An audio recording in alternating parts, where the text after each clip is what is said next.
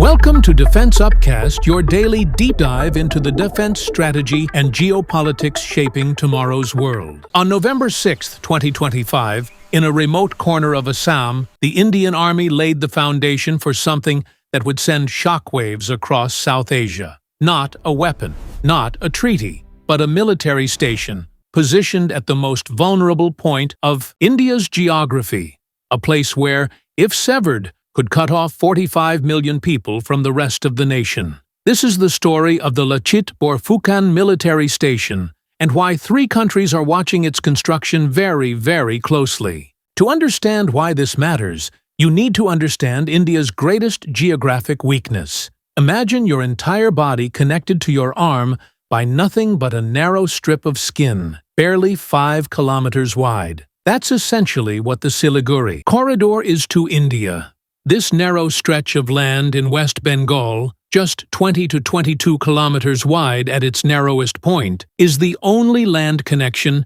between mainland India and its 8 northeastern states: Assam, Arunachal Pradesh, Meghalaya, Manipur, Mizoram, Nagaland, Tripura, and Sikkim. The corridor was born from tragedy. When India was partitioned in 1947, the creation of East Pakistan, now Bangladesh, carved away Bengal's eastern territories. What remained was this thin tract of land, sandwiched between Nepal on the west, Bangladesh on the south, Bhutan to the north, and dangerously close to China's Chumbi Valley.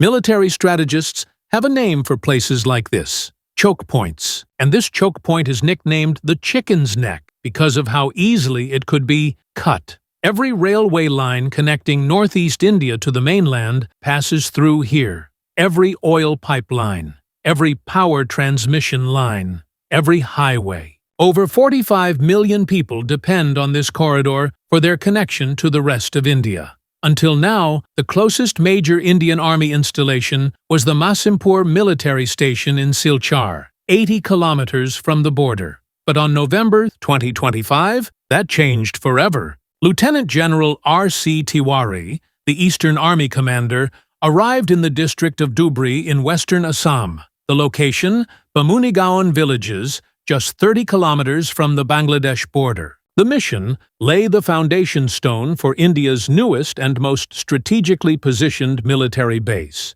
The base is named after Lachit Borphukan, a legendary 17th-century Ahom general who defended Assam against Mughal invasion at the Battle of Saragat in 1671. The symbolism isn't subtle. This is about defending frontiers, just as Lachit did 3 centuries ago. But why now? Why here? The answer lies in a dramatic shift happening across the border. In August 2024, Bangladesh's Prime Minister Sheikh Hasina was ousted in a student-led uprising. Hasina, despite her authoritarian tendencies, had maintained close ties with India. She fled to India, where she remains in exile. Enter Muhammad Yunus, the Nobel laureate economist who now heads Bangladesh's interim government. And here's where things get interesting and concerning for India. Yunus made his first official state visit not to India, as every Bangladeshi leader had done for decades, but to China. In March 2025, he met with President Xi Jinping in Beijing, signing 9 agreements for economic and technical cooperation. Then, in December 2024, came the meeting with Pakistan's Prime Minister Shehbaz Sharif.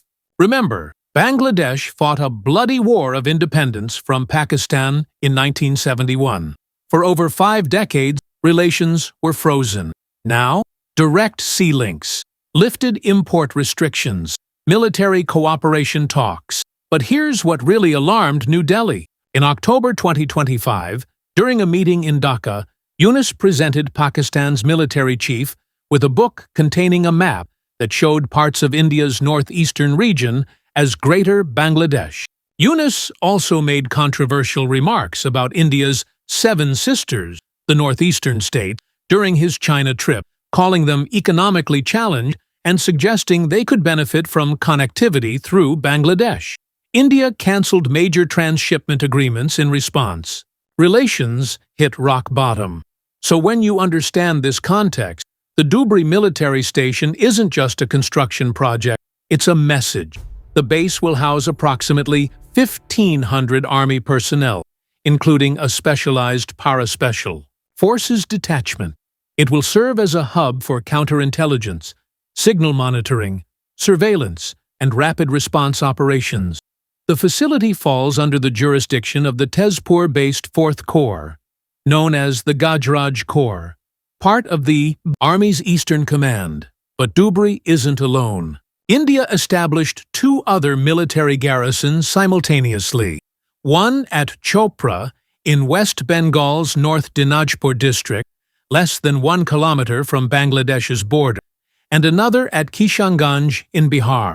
All 3 bases form a protective arc around the Siliguri Corridor. The Chopra base was operationalized in record time, a signal that India isn't taking chances. So what does this mean for the region? For India? For the future? First, understand that the Siliguri Corridor is already one of the most heavily defended pieces of real estate in Asia.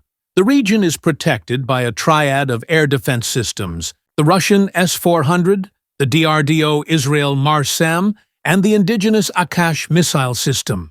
Rafale fighter jets are stationed at Hasimara Air Force Station, mere minutes from the corridor. The Indian Army's Trishakti Corps, the 33rd Corps, has a strategic role in the region's security, conducting regular exercises like Tayesta Prahar that test combat readiness on complex riverine terrain. Despite its nickname, military experts insist the chicken's neck is actually India's strongest defensive line, not its weakest. But the establishment of the Dhubri station reveals something deeper. India is moving from a purely defensive posture to a more assertive strategy. The base will enable rapid troop deployment, better intelligence gathering along the border, and, critically, the ability to monitor any unusual activities in Bangladesh, particularly near the proposed airbase in Lalmonirhat, just 20 kilometers from the corridor, which has drawn Chinese interest. For Bangladesh, this is a reality check. Despite UNIS's pivot toward China and Pakistan, Bangladesh shares a 4,096-kilometer border with India. Geographic destiny cannot be ignored. For China, this complicates its strategy. Beijing has long eyed the Siliguri Corridor as potential leverage against India. The 2017 Doklam standoff was fundamentally about China trying to gain the high ground overlooking this corridor. With enhanced Indian military presence, that calculation becomes far more difficult. Assam Chief Minister Himanta Biswa Sarma, who originally proposed the Dhubri base following communal tensions in the district, called it a new chapter in Assam's security infrastructure.